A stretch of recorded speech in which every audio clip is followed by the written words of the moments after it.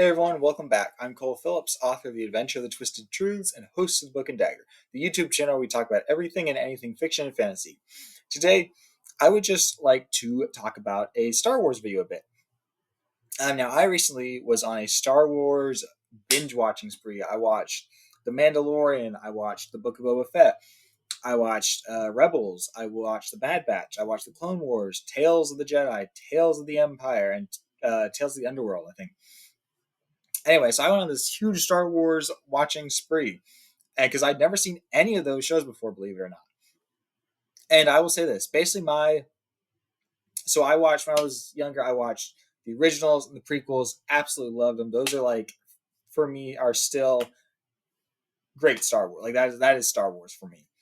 Then I like saw I saw so I've seen The Force Awakens and The Last Jedi, and then most of Rise of Skywalker, and those of like I just did not enjoy those movies, which I know has been the general consensus of a lot of people, is that Disney sequel Star Wars were really bad. So after that, I kind of for a couple of years I didn't really watch Star Wars that much, and if I did, it was just the original six movies. Um, Recently, however, then my roommate told me The Mandalorian, which was really good. And I was hesitant because it was Disney Star Wars, but I watched The Mandalorian and I really thoroughly enjoyed it. I actually did a video on The Mandalorian and the Book of Boba Fett. I think shortly after I watched it. This was a couple months ago, but you can go check out my video if you would like. And then he also got me into the Clone Wars, which the Clone Wars, I know that was created before Disney took over George Lucas and Dave Filoni were doing that stuff. Um, and the Clone Wars is a phenomenal TV show, and I wish I had watched it sooner.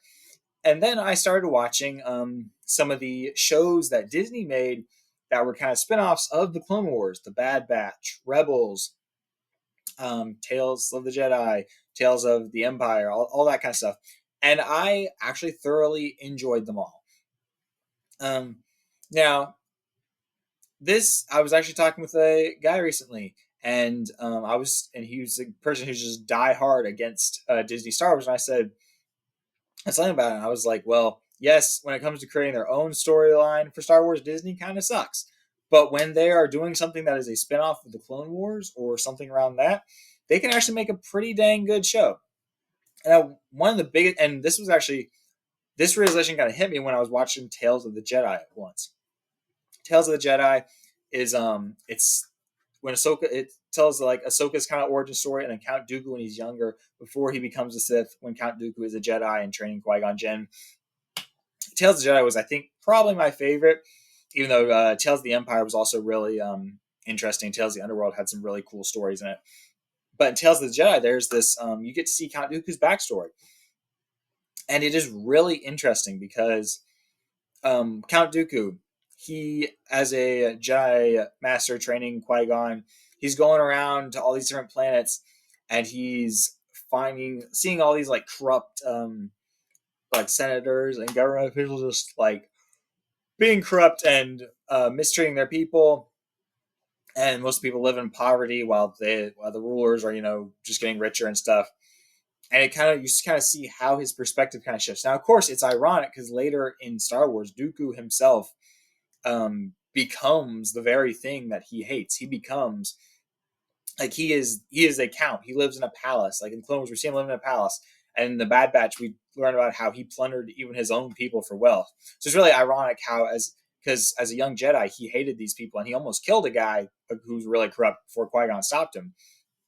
But one of the moments when I just really realized how good some of these shows are is I was watching Tales of the Jedi.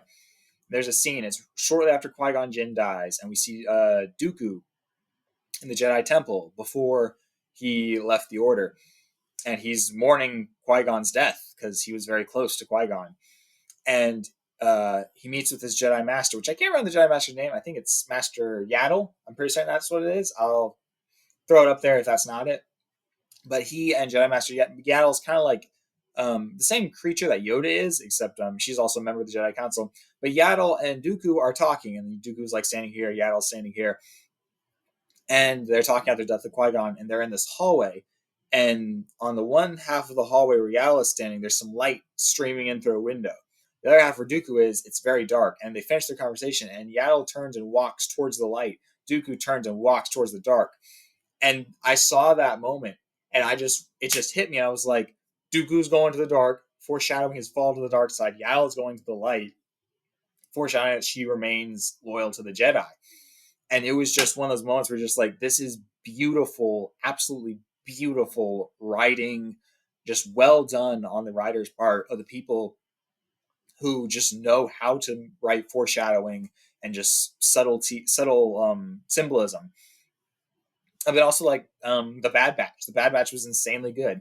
This is basically just gonna. I guess this video is kind of just me ranting about how much I enjoyed these animated Star Wars shows, and basically just me talking about some parts that made me love them so much, like the Bad Batch. The Bad Batch is now one of my favorite TV shows. The music is insanely catchy. I love Clone Force 99, of how it's kind of like a D&D party with them having like different, Wrecker he's like they're all I don't think mutated is the right word, but basically mutated clones.